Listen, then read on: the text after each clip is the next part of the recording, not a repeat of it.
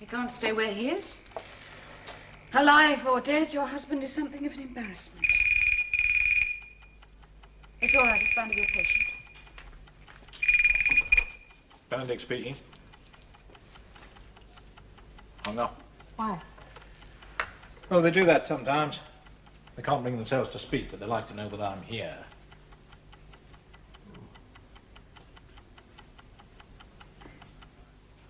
You remember you wanted me to go out and about, finding out what people felt, what they disliked. Frustrations. Yes, breaking plates. What? Mrs. Benedict breaks plates. Now, that's really how it all started, and Benedict said, "My poor Geoffrey, you'll be the first to go." And he was. You're beyond me. Oh, I'm sorry. It was at a dinner party, and Benedict and his wife were there. And we were having a talk about the frustrations of government, even good government. You see, whatever one does, however well one plans it, someone is bound to get hurt. And Benedict seemed to suggest that the more one helped people, the more frustrated they became, and really is a typical piece of psychiatrist silliness. And then it built up into a general discussion on the nature of resistance, public violence, assassination, simple murder, kidnapping. Yes, it was, as I remember now, it was a blueprint for all that's happened since. Well, I suppose I wanted you to be a sort of extra eye, a warning system.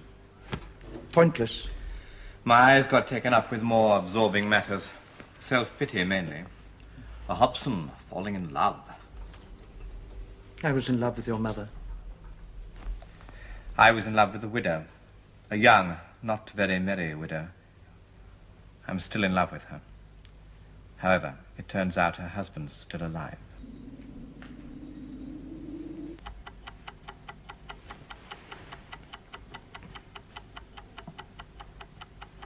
Check.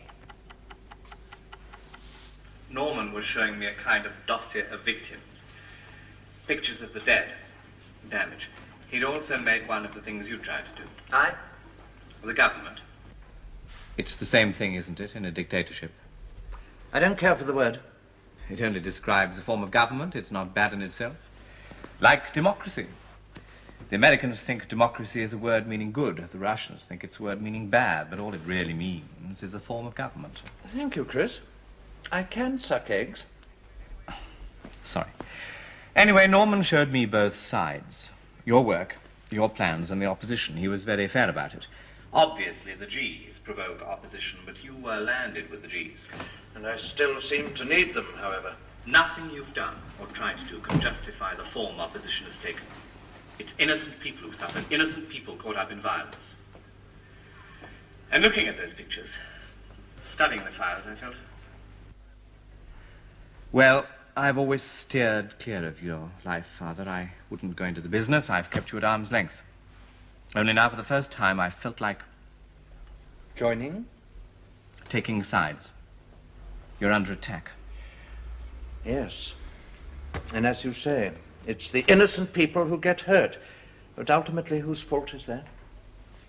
I mean, if opposition could take some other form, would it be violent? Does she still break plates, I wonder? They've sent their children abroad. Your lady's husband was locked up and has escaped. Yes, Norman told me. Indeed? You seem to be seeing a lot of him. I didn't know that you got on. I don't. We don't. He's not offering friendship. He just tells me things he thinks I ought to know. I'd say he'd seen her. But you can't get far.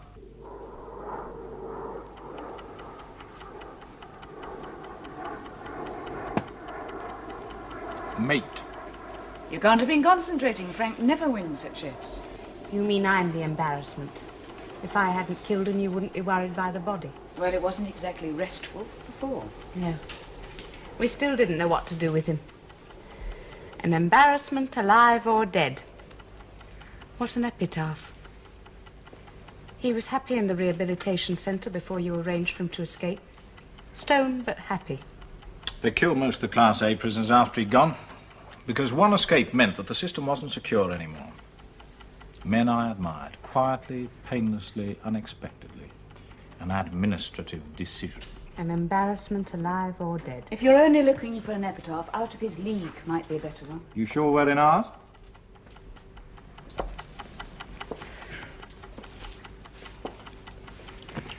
Time passes, I suppose, but I don't feel it. No. It's like being between time, between the seconds. I feel strange, relaxed. If I were in bed tonight, I'd not be lying awake. If I were asleep, I wouldn't be dreaming. Well, something has to be done with him. He can't just lie there stiffening up like a Roman candle. You've had some experience of dealing with bodies, Frank. Oh, I'm not trying to reproach you. I know it. A friend took Wilf down to the East End and left him against a wall. Wilf was in drag, so it was thought to be a sexual murder. Is that what you plan to do? Not to Tom, no. You don't care to repeat your effects? They'd trace the clothing. Then, Wait till the streets are deserted. Say 2:30 a.m. Strip him. Get the car round to the front. Put him in a big overcoat and shoes to cover getting him into the car. Pretend that he's drunk. Drive out of London. There are quiet bridges in the Thames Valley above Henley. Tip him into the river naked. Oh, he'll be found, of course, but there'd been nothing on him to show where he came from. Very thorough. Getting him into the car will be the tricky bit. I don't see why he doesn't usually win at chess. he works out all the moves, yours as well as his. It doesn't occur to him that other people can be stupid.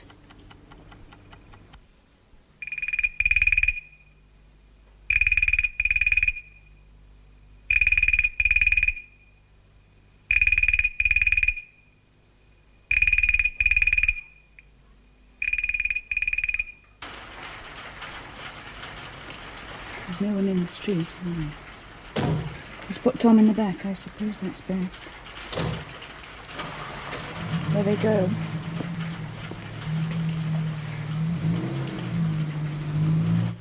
Well, you've got the number of the car.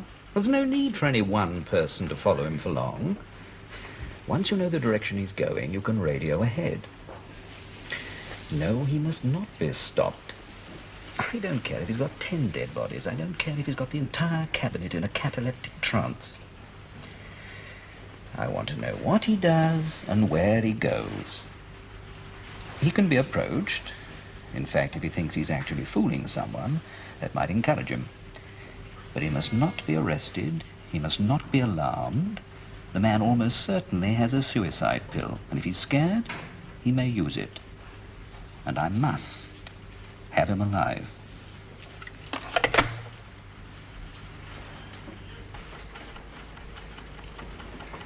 Who lives opposite? I don't know. There wasn't a light. Does it matter? No.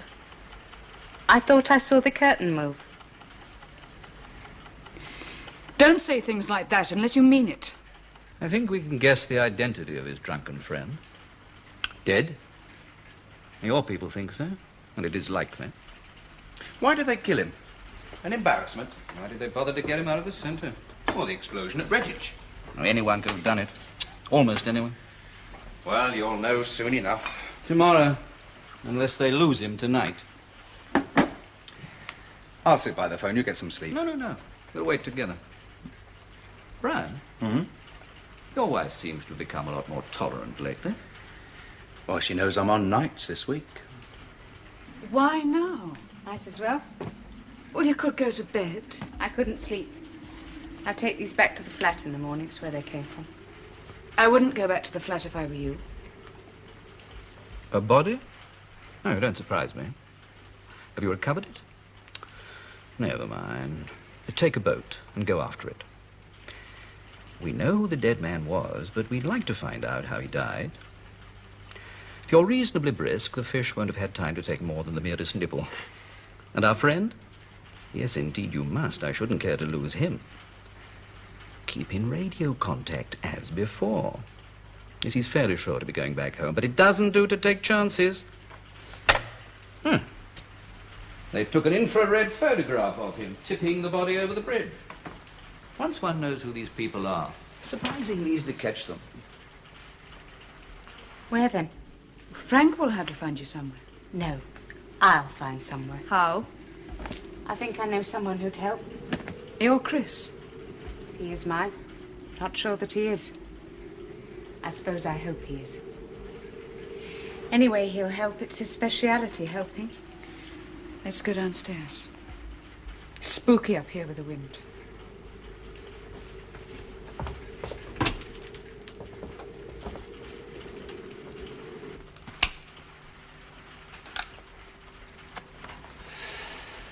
Overconfidence.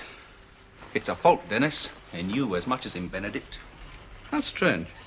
You don't acknowledge it. No, I do. It's just the phrase, such and such, it's a fault. An echo. Somebody else used it. One of my predecessors? Quite the contrary. I didn't care for him. I wanted an idealistic G to impress Hobson. Gerald, the idealistic G. You remember he was... Murdered, yeah. Kidnapped and murdered. Priggish young man. Hobson liked him. I didn't. Because he told you your faults. You do that, and I haven't noticeably resented it. You've grown noticeably more human. You're more prepared to have them. Do you see a doctor about your heart? A specialist. I shall know this week. You think it's that? I accept the possibility of my own death when the ice begins to melt. It's rather neat, if it is that. It'd be a bloody sight neater if the specialist tells you it's only wind and you freeze up again. I shan't. Norman? Good. Excellent. Is she? Interesting. He's back. Is she what?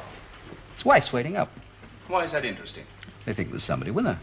Nobody's been in or out that house for the last 2 days without her people knowing. Perhaps it's somebody who doesn't go in and out. Somebody who arrived before we started watching, and unlike our friend, still lives. You should have let me get some equipment into that house. There's no range to speak of. Something as small as a cherry stone flipped in through the open window to lie on the carpet and be sucked up by the vacuum cleaner. Not worth the chance. No chance. 1 in 1,000. Still a chance. We'll know all we need to know when we take him. We'll take him tomorrow.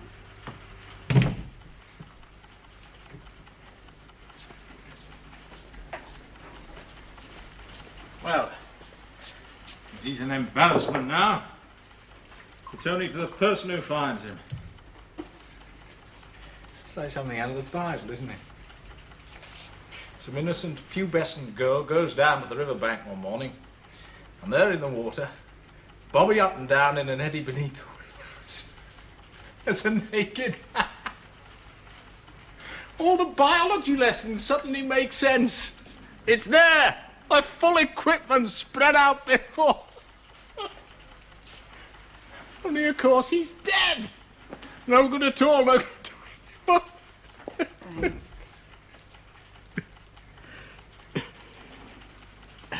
got to get out of this. Get away, join the children.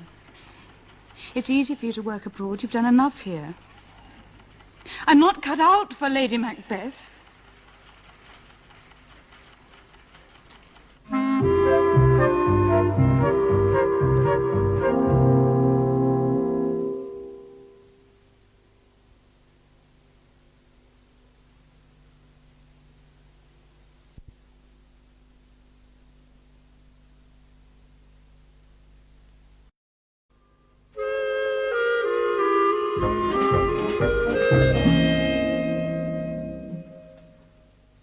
No, I'm afraid I've got to go today.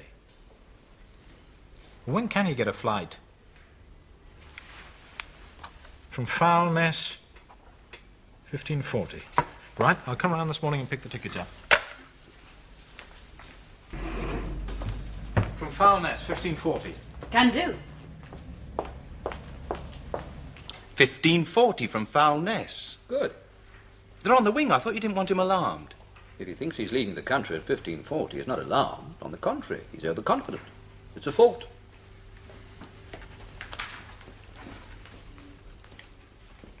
He's phoning the Home Office now. Passports. Vaccination certificates up to date. All this talk of killing.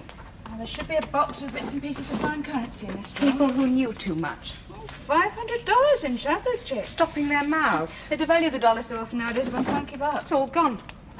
You were going to stop my mouth. Or at least I thought you were. And now it's all dissipated into coziness and packing. There's no point. You don't know any Quarmbys except us, and when we've gone, you can say what you like. The only trouble would be if they picked you up before the plane left. It's an Air Canada flight, it can't be recalled. Coziness and packing. Oh, I'm sorry, Claire, I don't mean to be heartless. We leave you in danger, but we can't take you with us. It's only a week since the phone rang. I've escaped. I'm hiding out in the Savanac forest. Seems like a lifetime. Every day a year, every hour. Except that's only 7 years, rather a short lifetime. What have I been doing exactly? I mean, what's my crime when they pick me up? I don't know. Conniving at escape, I suppose, aiding and abetting. I haven't thought of it like that. Anyway, I shouldn't imagine they'll play it by the book. Was I conniving when I killed him? Giving someone a pill, it doesn't seem at all like killing, more like medicine. Then he's dead. You don't feel the cause and effect.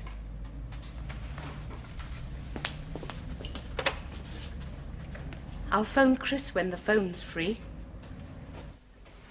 Well, it's the twins. Yet Tony's sick and the other one, well, it looks like meningitis. We're both going. Well, that's the point today, I'm afraid. This afternoon, it's absurdly inconvenient. I'm more sorry than I can say. Well, I've spoken to the Home Office, and all that side of things can be piled onto Baxter's plate for the time being if you'd look after the patients. Well, no, there's nothing complicated. There's an attempted suicide. Tries it every other week. Just have to let him succeed if you can't cope. Yeah, Miss Perry has all the files, and she'll arrange to transfer the appointments for you. Unloading his patients. Same excuse, the kid's ill, meningitis. They both have to fly to Canada immediately. He's getting a lot of sympathy. It's a good story. He'll have to go out to pick the tickets up and go to the bank for some money. Will you let him get that far? No, I've got a valid excuse now to go and see him. I'll phone at once. Yeah, just a minute. There's someone else on the line. Guess who? Claire Weston? Right. And who's she phoning? Christopher Hobson? Right again. They're letting her go. She wasn't a prisoner, more an accomplice. She's not giving much away. I suppose if you've got to go into hiding with the Prime Minister's son, isn't a bad choice. They don't know we're watching the house. They don't know anybody's onto them at all. He's going round. I don't want him there when we arrive. Well, if they know you're arriving, they won't want him to stay. Funny, they killed the husband readily enough. It would have been far safer to kill the wife. Now, the line's free now. Okay.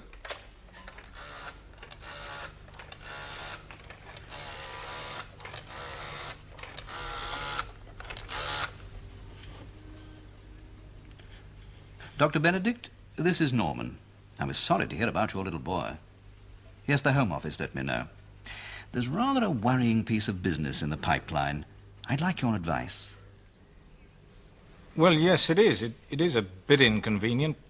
Couldn't it wait until I get back? Oh, yes, I see. We're flying from Foulness this afternoon. Yes, of course my wife's going with me. We're both rather upset. Would you want me to come to you? Oh, well, that's very good of you. If you're sure it won't take more than half an hour, I was on my way to the bank. I'd feel easier if I had your reaction before asking the Prime Minister for permission to go ahead. I'll bring the papers with me. Not at all. Oh, and you'll let us know if there's anything we can do officially to help you in this sad journey. Yeah. Goodbye. We'll give him a little while to get rid of our heir apparent and then go round. Heir apparent? Chris. Small joke. I make them nowadays.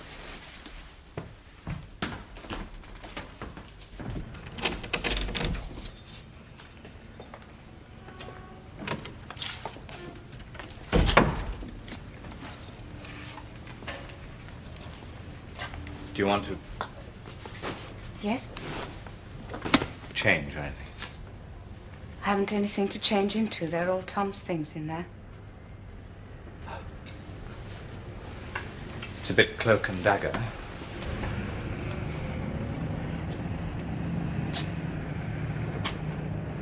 Who wants dirty ferrets? I do.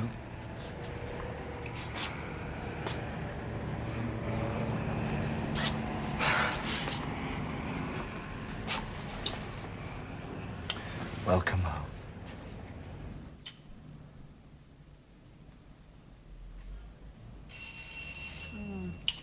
Yeah, I knew it.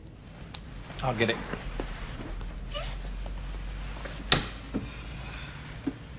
But he's a murderer. You don't have to protect him. I'm a murderer too, love. Murderess. I'm protecting myself. I killed Tom. I had to. At least I thought I had to. Euthanasia. Different word for the same thing. Anyway, Frank's not a murderer if I'm not. Not really. I mean, he is, but it was political, not personal. Makes it worse. When I was just a patient of his, I didn't care for him. But now I like him. I'm sorry for him. I like them both. My colleague, Mr. Arnold. How do you do? How do you do? How do you do? Would you like to come into the office? No, it's quite all right. Glass of sherry. How very kind. I'll do it. Really sherry, or would you prefer scotch? I prefer dry sherry. I rarely drink spirits. Just tonic. Scotch for me, please, love. You wanted my advice? It's a delicate matter. Well, then, hadn't we better go into the... Concerns your wife. Concerns me. Well, both of you. There, now, I've worried you. I didn't mean to. Please, Well, perhaps it would worry us less if you explained. my precise intention. It wouldn't, you see, have arisen at all if it hadn't been for this unfortunate, thank you, for the matter of your child's illness. I was distressed to hear of it. Should have begun by offering my sympathies. How impolite you must think of me. It concerns my son's illness? Well, they'd have taken you off the aircraft. Only in point of fact, wouldn't have allowed you on. Or perhaps I should begin at the beginning. Please do.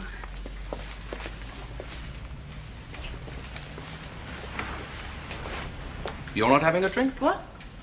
No, not just at the moment. Well, the beginning in this case was some time ago, a fortnight? I'd say a fortnight. It's no secret to you that there's been unrest. Censorship keeps the details from most of the population, but you're close enough to the Home Office to be aware. Well, I know there's been unrest. I don't know how much. My dear Dr. Benedict, I don't know how much. One knows as it happens. And much may happen that one never knows. However, it occurred to us, it was Christopher Hobson's idea, it occurred to us that a man dedicated to resistance might take the precaution of sending his family out of the country. No hostages to fortune, you see. We decided to run a check on all unaccompanied families sent out of the country for an indeterminate stay. Easy to do, once we'd had the idea. And found that I had. Oh, many people had. Long list. Working through it. Routine inquiries. Eliminating people. Did you eliminate me? That's the point. I haven't got to you. I say we. It's a police matter. I saw the file myself, and I thought it wasn't suitable that a man of your eminence, well, your usefulness, should be bothered. I said, you remember, I said, I don't want them bothering Benedict. Tell them to leave him till the end. Yes, you did. He did. Silly of me. May one ask why? Why silly? Nobody on the list may leave the country until he's been cleared. When I learned of your personal tragedy, the lad's illness, I thought the best thing I could do was to come round and get you clearance myself. Oh, well, that's very good of you. I don't pretend everything my father's done is right. But Norman showed me a file. People who died. Innocent people. I don't like the G's, nor does my father, but how do you deal with... The anarchists I knew were gentle people. They had nothing to do with bombing and wanton murder. Kill the pigs. What? They used to chalk it on walls. Well, there's a lot of difference between chalking something on a wall and actually doing it. Anyway, Frank's not an anarchist. What is he then? I'm not sure. You could say he's doing it for democracy, I suppose. Bully for him. Why they wanted Tom out, why they arranged for him to escape, They wanted him to blow up the Guardian HQ at Redditch and get killed doing it. I suppose they'd have seen he was killed. Then the government would think the resistance was communist and stop looking for Quarmbys. Sounds a bit cold-blooded, put like that. Innocent people. Your Tom. That boy. It was a young officer killed at Redditch. They had to scrape his guts off the architecture. He'd only been commissioned for 2 months. No wonder the G's get brutalized. It's like that mess in Ulster. Tom wasn't innocent. He'd killed people, you could say murdered, before they caught him and locked him up. You're glad he's dead. You mean you are? We both are. I went to see him at the rehabilitation centre and they were feeding him hash. I thought, how dare you be so happy? You know how contented people get when they're slightly stoned the whole time. I thought, I've given up my lover, my freedom. I'll never be rid of you because you're my husband and you dare to be happy. What a mess.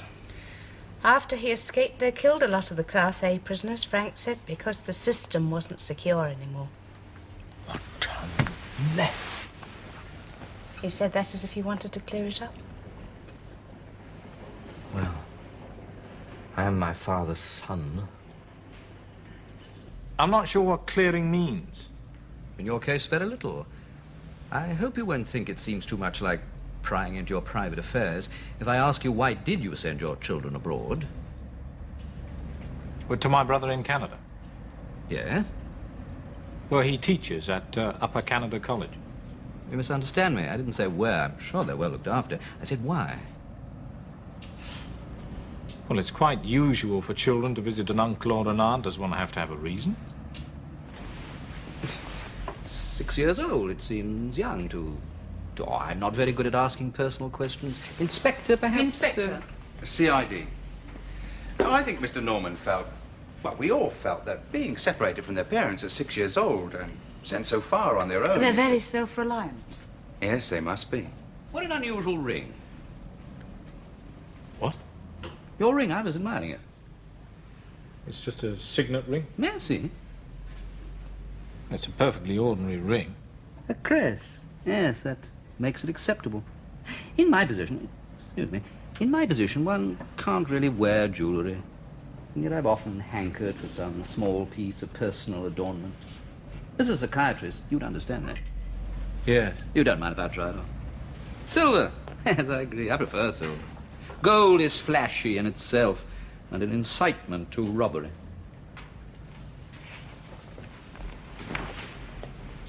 Do you think I could have some more tonic? Please. We were asking, weren't we, about the children? Do you think I might have my ring back? No, I don't think so. Your wife doesn't wear one. You do, she doesn't. Or earrings? She doesn't care for jewellery. You mean she knows nothing? Certainly, last time you and I met, you were, if I may say so, on the other side. You'd left your husband... I came back. Yes, you're right. She knows nothing. And might consequently be allowed to proceed to Canada. Yes. It was Weston's body last night, I take it. Unnecessary question. I know it was. I actually have an infrared photograph of you tipping it over the bridge. Excuse me? The house is under very close surveillance. Mrs. Weston was allowed to leave, particularly when one considers who came to get her. But your wife wouldn't... Don't be too confident. If she comes out of that room with a machine gun, we'll both look remarkably silly. Admirable caution. Will she? Return to the machine gun? No. Suicide. It doesn't matter. It's the man we need. Well, she hasn't gone in there to shell peas. It's Eleanor Benedict. We met at... Yes. Yes, Look, I'm sorry, I haven't very much time, and it isn't easy to explain. I'm speaking from my home. You know where it is? Please, could you come here at once? Yes, at once. It's very urgent.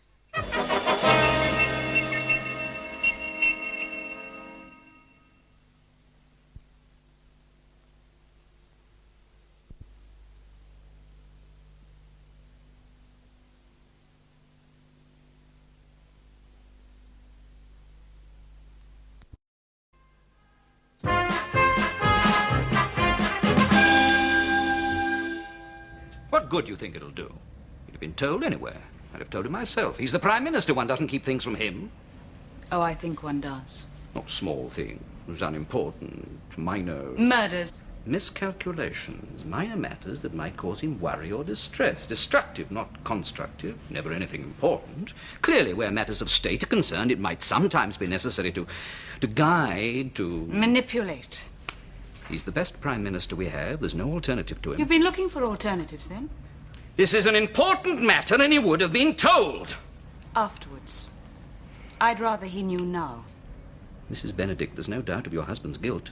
The Prime Minister won't save him, won't wish to save him. I never thought he would. Then? Will you let him in, or shall I? It's my house. I'll let him in. Just a minute. Oh, do come with me by all means. Who knows what goodies I may have concealed in the hall? You expect a magic wand? No. It's not a nightmare. We shan't wake up. I am rather fond of my children. That's not unnatural in mothers. But every day parents die, or are killed in quite ordinary ways, road accidents. Far more people in almost every country in the world are killed on the roads than in, what would you call it, anti-government activities. And the children do cope somehow. Come this way, please. Thank you.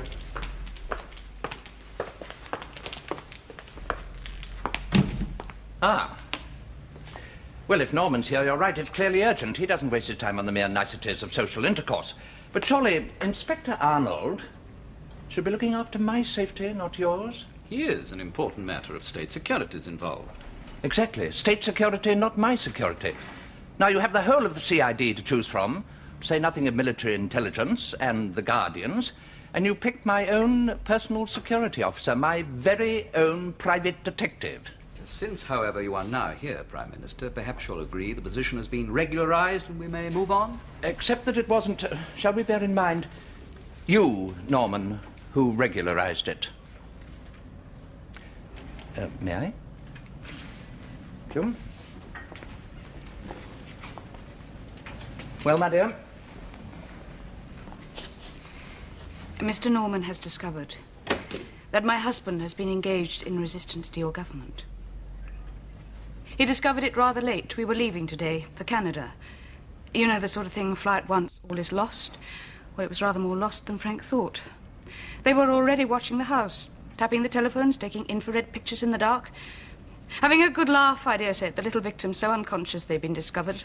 Like looking at lovers through a two-way mirror. I suppose the whole house is riddled with hidden microphones. No, it isn't. Then, just as we were about to go, they moved in. Been going on for some time, then? I told you Benedict was under suspicion. He'd sent his children abroad. But you didn't tell me that I you would were- have done. When you were done? When we were done, I think. Why? Tell him, Frank. That's why I got him here. You dragged the Prime Minister out here merely to... Tell him, Frank. There isn't any doubt about it. My husband has killed people. Geoffrey Hollis's death.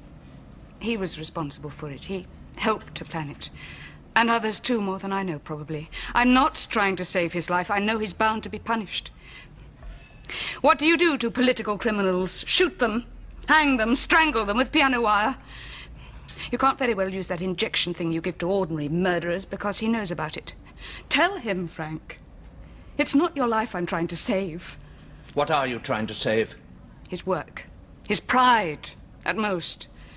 And other people. What other people? If you think you can bargain... Little man! Little man! You don't know anything about what I think. I mean, other people.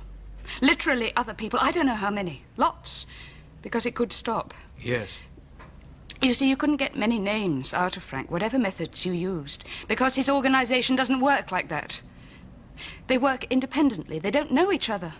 What was it, Frank? Like seeds blown in the wind. But the point is, if Frank's right, if it hasn't gone wrong, the point is that they all want the same thing. And if you gave it to them, that wouldn't save my husband, but it would make what he's done worthwhile. Impertinence. And save so much violence.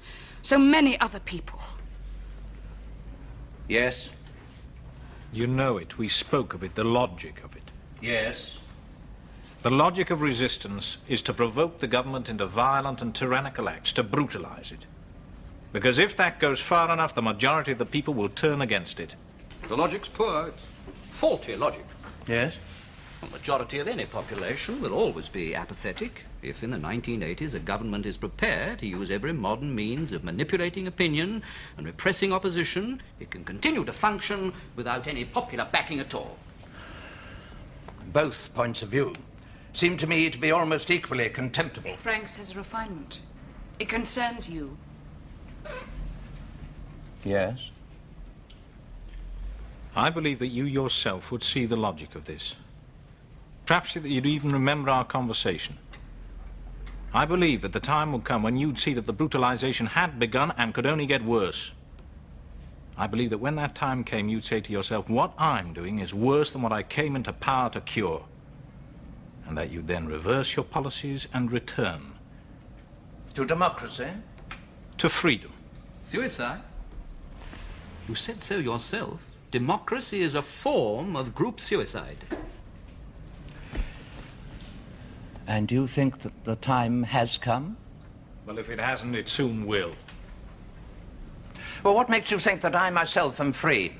Isn't it the accepted Marxist view of history that there are no free acts by individuals, only the continuing fight between capital and labor, which ends when capitalism is finally defeated and the dictatorship of the proletariat begins? Well, under that view, I shouldn't be able to reverse anything. There'd be too many people with an interest in stopping me. I'm not a Marxist. You are free. Yes, I believe I am. What an interesting chess set. Well, my own is rather more old-fashioned. But in 5 years, perhaps 10, the Prime Minister wouldn't be free. Too many entrenched interests. But these are still new days. I could go into reverse. You see, I'm not a prisoner of the capitalists. They don't like this government very much. Oh, I've given them industrial peace, but at the cost of holding down prices and dividends. And anyway, the bigger industrialists prefer labor trouble, drives their weaker competitors out of business. And the civil service wouldn't mind. They keep their jobs. Even you, Norman.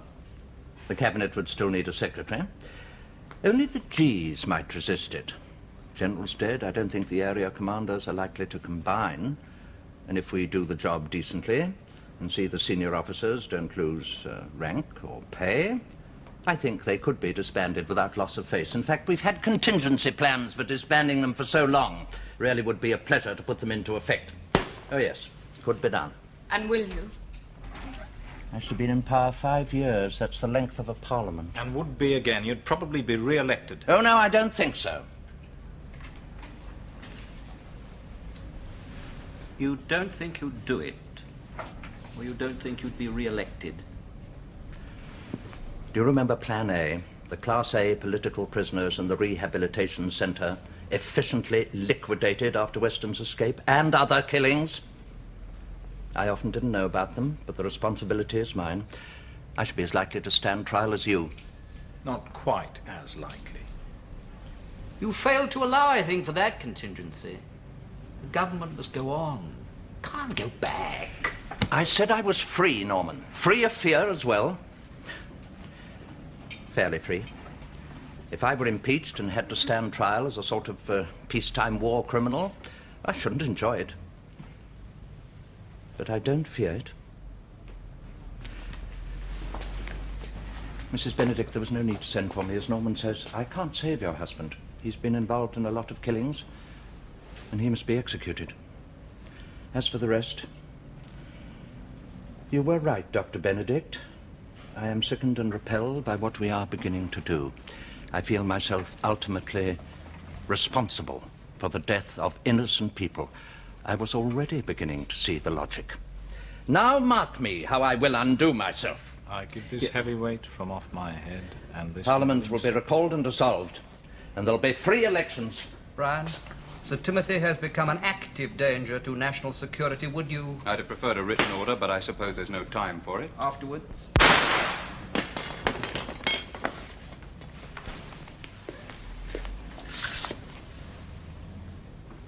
I'm afraid you'll cease to be the best Prime Minister we have. Not dead, Brian. Gun.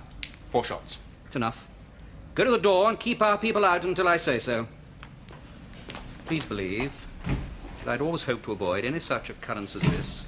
It'll be extremely difficult to replace Hobson, and clearly nobody must know how he came to die. You'll have to kill us, then. If necessary. It'd make problems. I prefer not to do so. Then? Your husband killed him. No. That would be said, anyway. The mere improbability of your having shot the Prime Minister and yourselves in the presence of two other people and left them both alive won't be allowed to alter the official account, though I prefer something a little easier to swallow. Your husband killed him and committed suicide immediately afterwards, painlessly. She said no, and I do. You love your wife, I think? You know I do. And you, your children, as you said? You heard me say so. You're both booked on a flight to Toronto. One of you might still be able to catch it. Might be. Will be. You were distressed when I took this from you. Now you see I'm giving it to you back. No, Frank. Ah. Well, consider it logically. Whatever happens, you'll die, and so you should. You're a murderer. The law, as it stands, is sufficient to convict your wife as an accomplice, so legally she should suffer death as well. But as I've said, I should have to shoot you both. Though I could hardly miss you at this range. I'm an indifferent shot. It might take more than one bullet. But if you cooperate, one of you will live to rejoin your children. The other will die without pain. Major point. Yeah. Now look at it from the resistance point of view. The Quarmby? Yes. The Quarmby point of view. You gambled on Hobson's changing his mind. He did change it, but you lost your gamble anyway because one was forced to dispose of him. Great nuisance. But if I understand your long-term intention, the resistance should provoke the government to brutal actions until the population turns against us. And that can still happen. With Hobson out of the way, we shall become much more brutal, much more quickly, I promise you that. So you don't lose. You have to die. But that was always possible. If one of my men had approached you last night as you were disposing of Weston's body, you'd have used that very pill. And your wife lives. It's a good case, logically. I'm afraid I can't give you long to consider it. Now, I can't advise you. every instinct in you says don't cooperate, and so does mine. But I'm like Tim Hobson in a way. I've lived by logic. Not only by logic. Mainly. And when I was particularly logical, you threw plates. Yes? Don't throw anything now.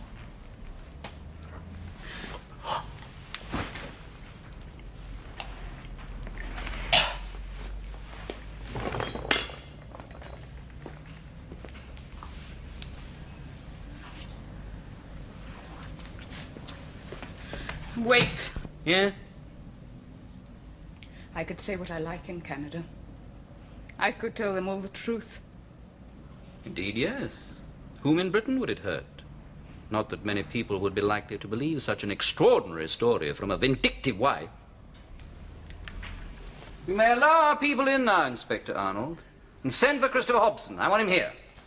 And please see personally that Mrs. Benedict catches her flight.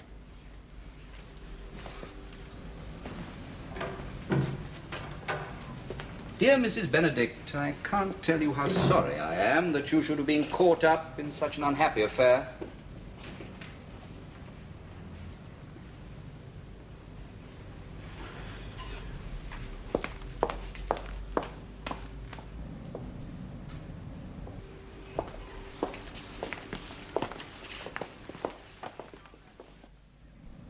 I was beginning to get close to him.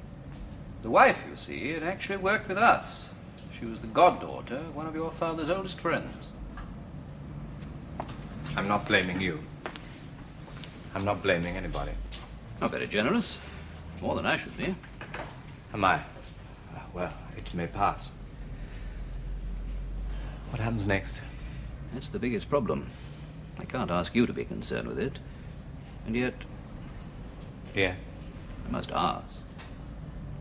Well, The problem is continuity.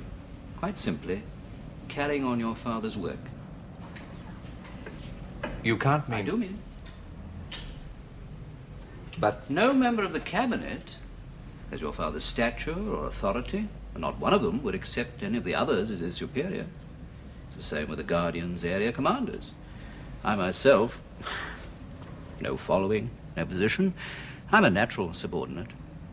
In the recent past, such a situation couldn't arise.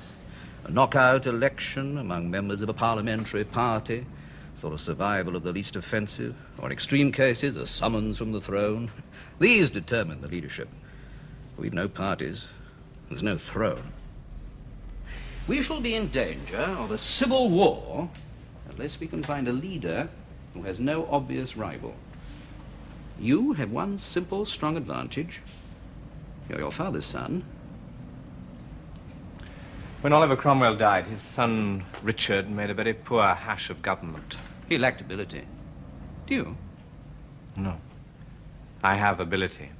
And inclination? I'm tired of doing nothing. I'll see to the stage management. One thing. Yeah? I intend to marry. I'm sorry, Claire. I would have asked, but this has come to me very quickly. I intend to marry Mrs. Weston. Can you think of any reason against it? The Prime Minister should be married. No reason, then.